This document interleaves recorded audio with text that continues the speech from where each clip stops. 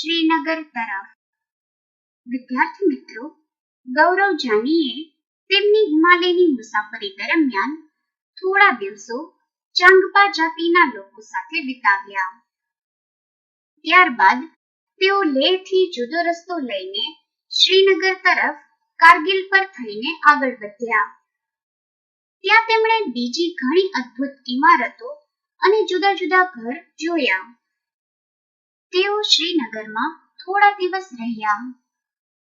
શ્રીનગરની સુંદરતાએ ગૌરવ જાનીનું દિલ જીતી લીધું।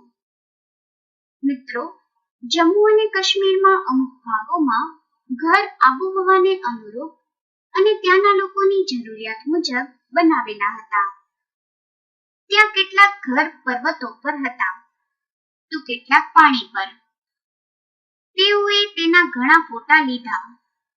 ચાલો આપણે તેમનો ફોટો આલ્બમ જોઈએ।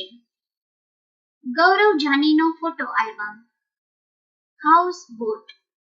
જે મુસાફરો શ્રીનગર આવે છે તેઓ હાઉસ બોટમાં રહેવું પસંદ કરે છે।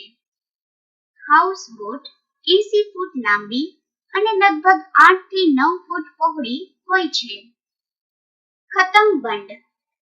હાઉસ બોટની છત પર અને કેટલાક મોટા ઘર પર લાકડાની સુંદર કોતરણી કરેલી હોય છે।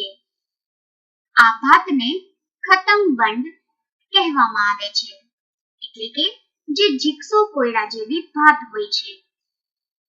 ડોંગા। શ્રીનગરમાં ઘણા પરિવારો ડોંગામાં રહે છે। આવી બોટ દાલ સરોવર અને જેલમ નદીમાં જોઈ શકાય છે। ડોંગાની અંદર જુદા જુદા ઓરડાવાળું ઘર હોય છે। કાશ્મીરના ગામડાઓમાં ઘર। કાશ્મીરના ગામડાઓમાં કાપેલા પથ્થરો એકબીજા પર ગોઠવી તેના પર કાદવ લગાવી બનાવવામાં આવે છે, જેમાં લાકડું પણ વપરાય છે। ઘરના છાપરા ઢાળવાળા હોય છે। ડબ। થોડા જૂના ઘરમાં ખાસ પ્રકારની બારીઓ હોય છે જે દિવાલોની બહાર નીકળે છે, તેને ડબ કહેવાય છે। તેમાં સુંદર ભાત હોય છે, ત્યાં બેસીને મજા માણવી અદ્ભુત છે। મહેરાબ।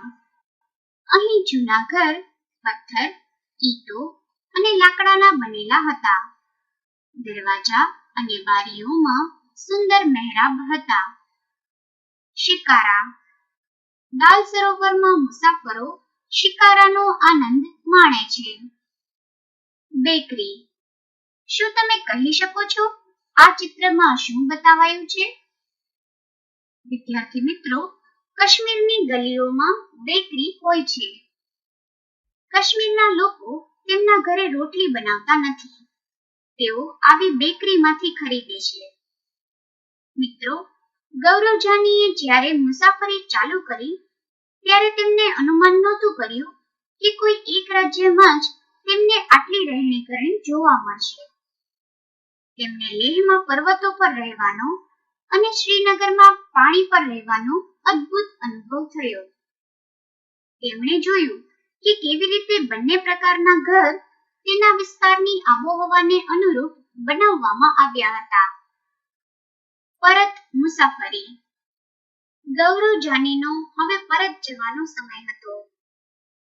જમ્મુમાં તેમણે મુંબઈમાં જોયા હતા તેવા જ સિમેન્ટ, ઈંટો, સ્ટીલ અને કાચના જ ઘર જોયા। આ ઘર ખૂબ જ મજબૂત હતા, પરંતુ તે ઘર લેહ અને શ્રીનગરમાં જોયા હતા તેવા ખાસ ન હતા। એક લાંબી મુસાફરી પછી ગૌરવ જાની અને તેમની લોનર મુંબઈ પહોંચવા આવ્યા હતા। તેઓ ભારે હૃદયે પરત આવ્યા। તેમને એ પણ અનુભવ થયો કે તેમની મોટરસાયકલને પણ પાછું આવવું ન હતું।